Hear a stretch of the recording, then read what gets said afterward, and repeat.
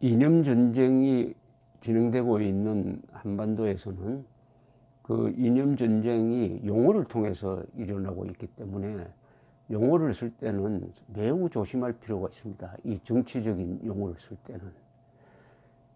저는 한 번도 남북 정상회담, 판문점 정상회담, 문재인, 김정은 정상회담이라는 정상회담이라는 용어를 써본 적이 없습니다.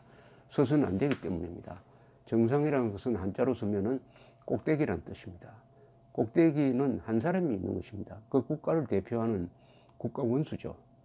그러면 대한민국에서는 정상이 문재인 대통령입니다. 그러면 북한을 정상으로 볼 수 있느냐? 아니죠. 북한은 우리 헌법에 의하면은 우리 영토인 북한 지역을 불법 강점하고 있는 반국가단체이고 6.25라는 동족을 치는 민족 반역의 전쟁 범죄를 일으킨 자의 손자입니다.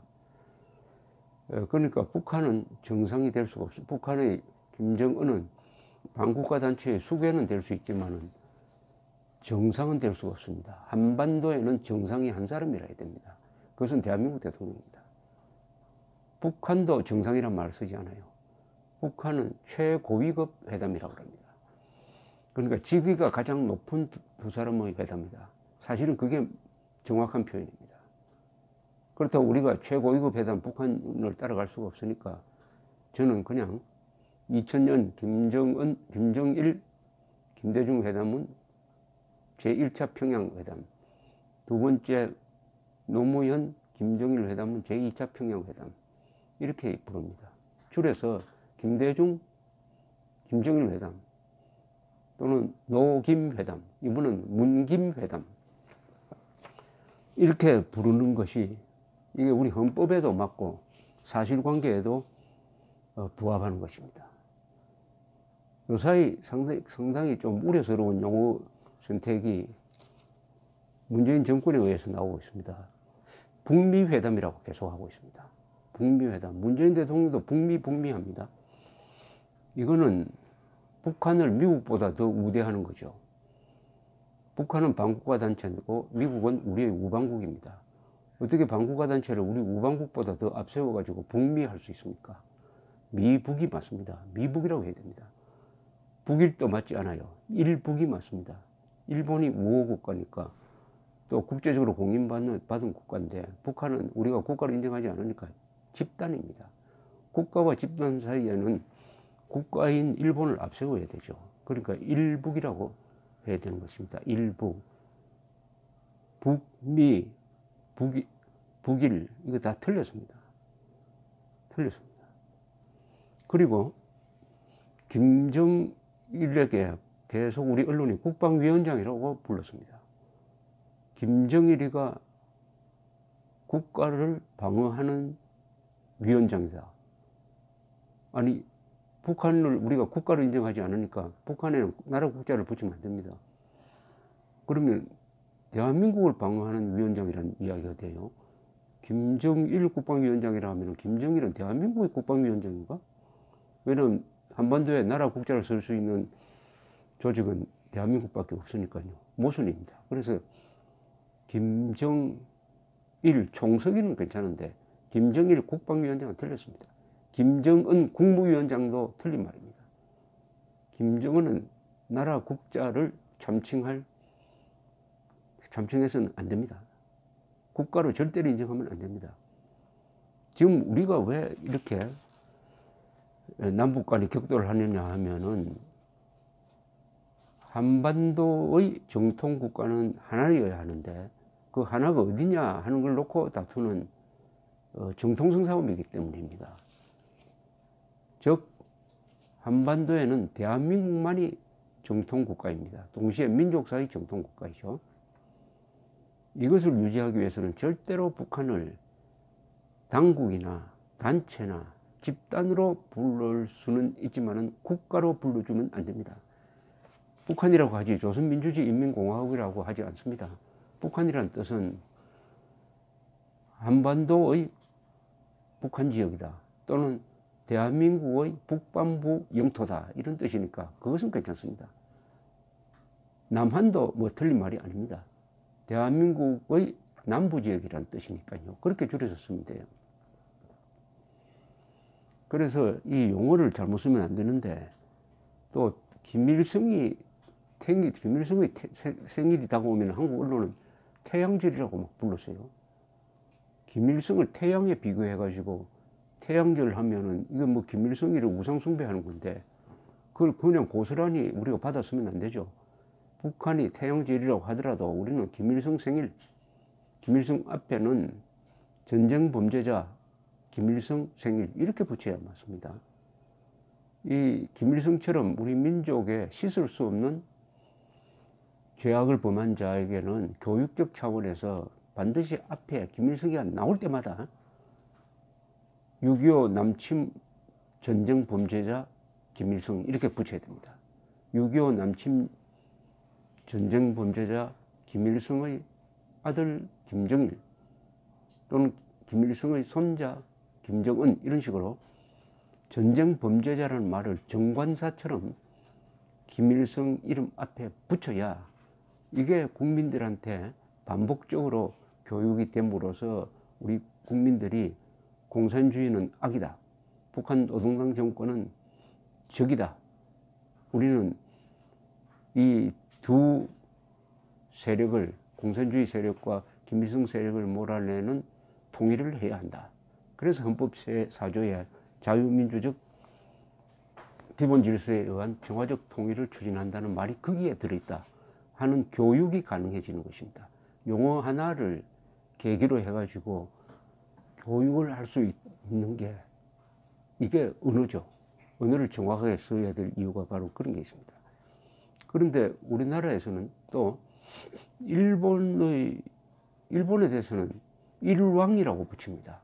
일본 천황이라고 쓰지 않아요.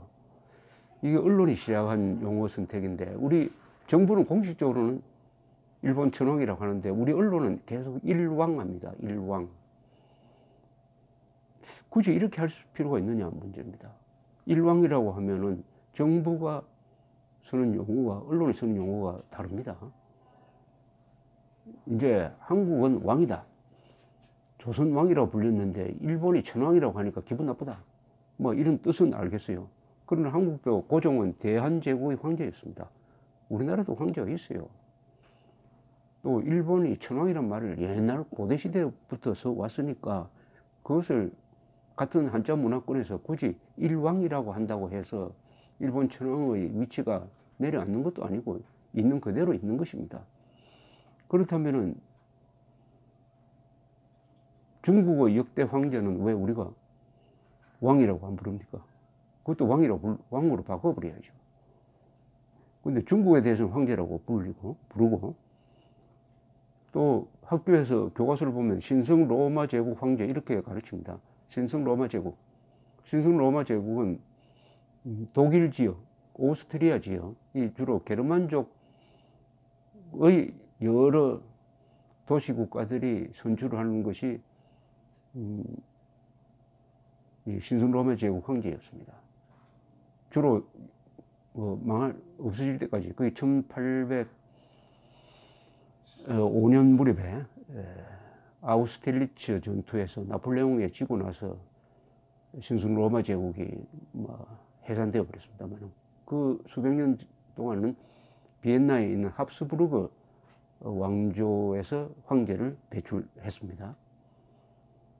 그런데 사실은 이 황제라고 불려도 당시 유럽에 있던 영국 왕이라든지 프랑스 왕이라든지 이런 사람들에 비해서 힘이 셌던 게 아니고 힘이 오히려 약했어요.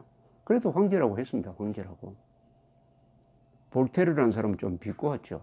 신성 로마 제국 그거 웃긴다.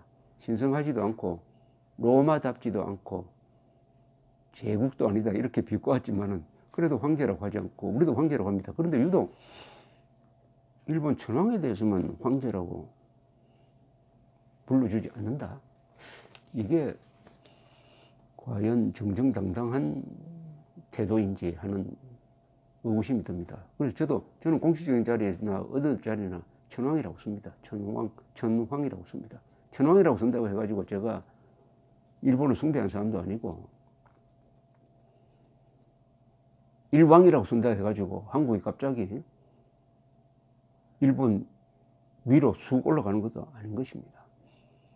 이 명칭 문제로 일어난 전쟁이 바로 병자호란입니다. 그때 후금은 국호를 청으로 바꾸고 왕을 황제라 부르기 시작했습니다. 인조 조정에 앞으로 우리 청태종을 황제라 불러라, 이렇게 요구를 했더니 인조는 태양 아래 황제는 한 사람도 없다, 한 사람밖에 없다, 명나라의 황제뿐이다 해가지고 거부했습니다. 그래서 병자호란이 일어난 거죠. 전쟁을 불러들인 겁니다. 그러나 그 전쟁은 사소한 데서 일어났지만 참혹한 결과를 낳고 말았습니다. 쓸데없는 전쟁을 한 거죠. 오기싸움을 하다가 결국 강한 나라를 화나게 해가지고 짓밟히고 말았습니다. 이 용어를 주체적으로 써야 됩니다. 그런 점에서 이 용어를 참 정확하게 쓴 사람이 이승만 대통령, 박정희 대통령입니다. 이승만 대통령의 연설문을 다 이렇게 들여다보면 거기에 김일성이란 말이 안 나옵니다.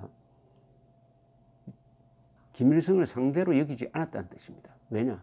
김일성은 스탈린의 조종을 받고 있다. 그래서 김일성에 대해서 해야 할 이야기인데 항상 스탈린을 상대로 이야기합니다. 김일성이 너하고는 상대가 안 된다. 너는 민족 반역자고 스탈린을 꼭두각시 아니냐. 이거죠, 바로. 또 이승만 대통령은 얼마나 언어 감각이 예민했는지, 이분이 1950년 7월 20일 후퇴하고 있던 중 대구에서 트루만 대통령한테 쓴 영문편지, 영문편지에는 이런 단어가 있습니다. 북한을 포함한 공산주의자를 뭐라고 부르느냐? 코미나치스라고 그래요. 코미나치스. 공산주의자 나치를 한꺼번에 합성을 한 게 코미나치스입니다. 코미나치스는 아주 이 말에 중대한 의미가 있습니다. 이 서구의 지식인들은 1920년대, 30년대, 특히 30년대에 공산주의를 아주 흠모하는 사람들이 많았습니다. 서구 지식인들이. 왜 그러냐? 바로 공산주의가 히틀러의 나치하고 싸운다. 파쇼하고 싸운다. 파쇼는 무솔리니고 나치는 히틀러죠. 그러나 그 지식인들 중에 진짜 지식인들, 눈이 맑은 지식인, 근데 조지 오웰 같은 사람은, 또는 하이에크 같은 경제학자는 자기들이 알아보니까 공산주의와 나치즘은 똑같다. 전체주의인 점에서 똑같다 하는 것을 알았습니다. 그래서 어떤 점에서 공산주의가 나치보다 훨씬 더 나쁘다. 이런 의견을 모은 단어가 바로 코미나치스입니다. 공산 파쇼 분자는 뜻이죠. 공산당한테 이야기하면은 공산당은 이승만 박정희를 파쇼로 모읍니다. 저도 아마 파쇼로 모을 거예요. 그러나 공산주의자들이 파시스트죠. 전체주의라는 점에서 그 단어를 만들어낸 것이 미국의 지식인들이 미국 언론이 만들어낸 것이 코미나치스입니다. 벌써 1950년에 이승만 대통령은 김일성 세력을 코미나치스로 불렀습니다. 너희들이 평화, 인간 해방을 이야기하지만은 나치하고 똑같은 놈들 아니냐? 이렇게 의견을 모아서, 생각을 모아서 쓴 말이 코미나치스. 저는 그 편지에 이 단어를 발견하고는 다시 한번 이승만 대통령의 공산주의에 대한 명료한 생각, 명료한 전략을 보고 느끼는 바가 많았습니다. 이 편지에서 이승만 대통령은 대전략을 이야기합니다. 북한의 공산주의자는 소수인데 외세의 조종을 받는 사대주의자다. 이 자들은 한민족 전체를 적으로 삼고 있다. 따라서 남북 간에 일어나고 있는 이 전쟁은 남북 간의 갈등이 아니라 김일성을 중심으로 한 소수의 사대주의자와 한민족 전체의 대결이다. 이렇게 이야기했습니다. 요새 말로 하면은 한반도의 이 핵 문제든지 이념 문제든지 이런 것의 위기의 본질은 김일성 세력과 한민족 전체의 대결입니다. 하나 걱정스러운 것은 김일성주의자들 전향했다는 표시가 없는 김일성주의자들이 문재인 정권 심정부로 들어가서 그자들이 대한민국을 김일성 세력화 하지 않을까 하는 걱정이 있습니다. 어쨌든 소수의 김일성 세력과 절대 다수의 한민족 간의 대결 구도로 만들어야 쉽게 이길 수 있다. 이것이 이승만의 대전략이었습니다. 이런 대전략은 이념에서 나옵니다. 그리고 이념은 정확한 용어에서 정리가 되는 것입니다. 감사합니다.